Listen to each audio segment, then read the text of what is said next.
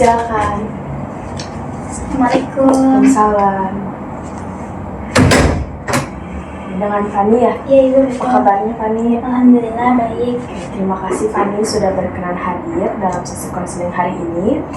Kemarin saya sudah menerima take inform dan sudah membaca take inform yang diberikan oleh Fani. Apakah sudah bersedia untuk mengikuti sesi konseling pada hari ini? Sudah Ibu, sudah siap. Oke, silakan masuk Fani. Oke, bisa dilihat di sini ada 3 kursi kosong. Kamu dapat memilih salah satu kursi yang menurut kamu merasa nyaman. Di sana Ibu. Oke, silakan duduk.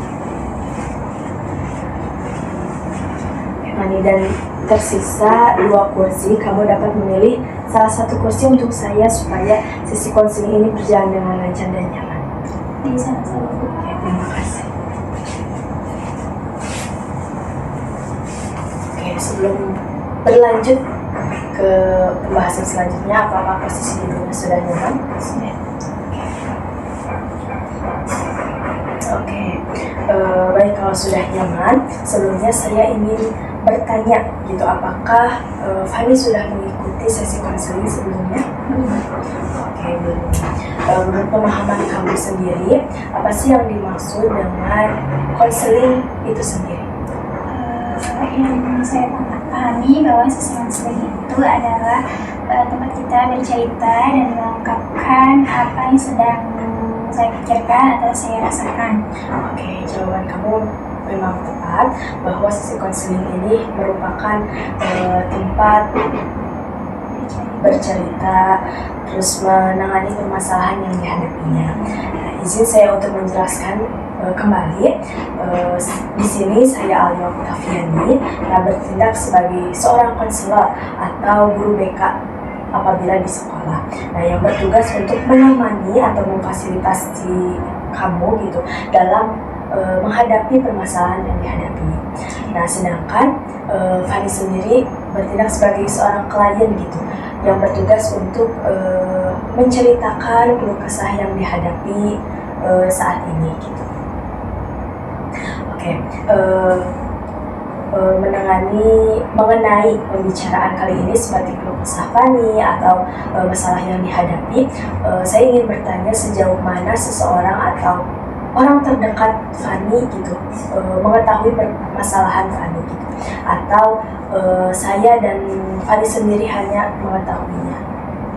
Cukup saya dan Ibu saja yang mengetahui. Berarti dalam sesi konseling ini tidak ada yang mengetahui kecuali saya dan Fani sendiri gitu ya. Nah, dalam sesi konseling ini kami juga seorang konselor gitu memegang gitu asas kerahasiaan. Nah, apabila Fani menceritakan keluh kesahnya akan terjaga aman gitu. Dan lalu agar supaya saya tidak lupa mengenai poin-poin pentingnya, saya boleh mencatat atau merekam video untuk mendokumentasikan sesi konseling pada hari ini. Oke, terima kasih. Nah, sebelum kita melangkah lebih jauh, apakah ada gitu pertanyaan lain terkait proses konseling hari ini? Tidak ada. Oke, baik. Kalau tidak ada, itu untuk rencana kedepannya kita akan menjalani sesi konseling selama 4 sesi, di mana per sesinya akan dilakukan 30 sampai 40 menit. Itu apakah Fani bersedia untuk mengikutinya? Iya, bersedia. Terima kasih banyak Fani sudah mempercayai saya sebagai konselor hari ini. Dan saya sangat menghargai keterbukaan dan kesediaan Fani dalam konseling hari ini. Sebelum lanjut ke pertanyaan selanjutnya, boleh saya mengetahui permasalahan apa yang kamu ingin selesaikan gitu dan ingin bahas dalam konseling hari ini? Di sini saya ingin bercerita tentang organisasi yang saya ikuti. Kemarin saya sakit hati oleh teman-teman saya, teman-teman rekan di organisasi, terutama ketua divisi saya Bu, karena mereka menuduh saya lepas tanggung jawab karena kemarin saya tidak mengikuti rapat, padahal alasan saya tidak mengikuti rapat adalah karena memang saya benar-benar sedang sakit Ibu. Bu, seperti itu. Tapi mereka malah menyindir saya gitu Bu di grup. Oke, jadi kamu merasa disalahpahami gitu oleh rekan kerja organisasi karena mereka tidak melihat kondisi kesehatan kamu yang sebenarnya.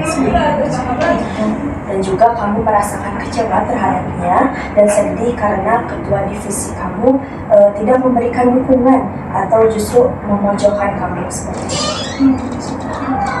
Oke, selain kejadian tersebut, apakah ada hal lain yang terjadi gitu yang membuat kamu tidak nyaman? Ya Bu, dari hal tersebut itu saya jadi menghindar dan malas untuk ikut rapat gitu Bu. Terus mereka juga teman-teman organisasi jadi seperti menjauhi saya gitu Bu. Kemudian tanpa sepengetahuan saya, tugas-tugas yang biasanya saya kerjakan malah dialihkan kepada orang lain gitu Bu. Oke, yang artinya kehadiran kamu di organisasi itu sangat berarti gitu ya bagi kamu sendiri gitu, sehingga ketika tugasmu diambil alih atau dipindah tangankan kepada orang lain, kamu merasa kehilangan peran gitu seperti itu ya. Oke, ketika ketua divisi kamu menyingkirmu gitu dan tugasmu dialihkan, lalu hasil akhir apa yang kamu inginkan terjadi pada diri kamu dalam situasi itu? Saya ingin mengurangi rasa benci dan canggung ketika bertemu dengan mereka. Dan saat rasa benci itu berkurang, lalu apa yang terjadi? Saya merasa lebih tenang ketika bertemu dan ketika rapat. Kamu ingin merasa lebih tenang gitu ya. Kira-kira seperti apakah kondisi tenang yang kamu maksud itu? Setelah itu saya bisa berbicara lagi dengan baik, kemudian tidak merasa sakit hati ketika melihat wajah mereka dan juga bisa fokus untuk melakukan pekerjaan di organisasi. Oke, berarti kamu merasa tenang gitu ya. Lalu di mana rasa tenang itu biasanya kamu rasakan di tubuh kamu? Di dada saya Bu, tidak merasa berat dan sesak lagi. Oke, berarti tenang yang kamu maksud itu berada pada dada kamu gitu, yang mana kamu sudah merasa nyaman dan sudah tidak sesak lagi gitu ya. Sekarang jika kita gunakan skala 1 sampai 10 di mana 1 sangat tidak tenang dan 10 itu sangat tenang. Nah, saat ini perasaan kamu berada di skala berapa? Di skala 2. Oke. Nah, bisakah kamu ceritakan skala 2 itu seperti apa? Saya masih ngerasa sakit hati, kemudian kadang juga masih ingin menangis dan juga malah jadi enggan untuk ikut berorganisasi dan pengen keluar gitu dari organisasi tersebut. Oke, jadi kamu merasa sakit hati gitu karena dituduh tidak bertanggung jawab gitu, sehingga kamu merasa enggan untuk berinteraksi lagi dengan mereka gitu seperti itu. Nah, kira-kira dari dua persoalan ini, di mana tadi ada rasa sakit hati pada ketua divisi dan keinginan kamu gitu keluar dari organisasi. Nah, dalam sesi konseling ini, mana dulu yang ingin kamu selesaikan? Saya ingin menyelesaikan penghilangan rasa sakit hati saya dan juga canggung kepada mereka terlebih dahulu. Oke, baik. Seperti yang saya jelaskan tadi, kita mencapai kondisi tenang gitu. Yang tadi kamu sebutkan, sekarang kamu berada dalam skala 2 gitu. Kamu ingin meningkatkan ke skala berapa? Ingin meningkatkan ke skala 7. Oke, kamu ingin meningkatkan ke skala 7. Nah, bolehkah saya mengetahui skala 7 itu seperti apa? Skala 7 itu saya bisa menyapa mereka kembali, kemudian berinteraksi lagi dengan mereka gitu. Oke, baik. Berarti target kamu itu adalah berani menyapa dan mengurangi kesalahpahaman kembali gitu ya. Lalu bagaimana kamu akan memulai mengatasi permasalahan ini? Saya ingin berbicara jujur kepada ketua divisi saya khususnya. Oke, jadi kamu berencana untuk melakukan komunikasi personal gitu ya dengan ketua divisi kamu gitu. Kalau boleh tahu, kapan terakhir kamu berkomunikasi dengannya?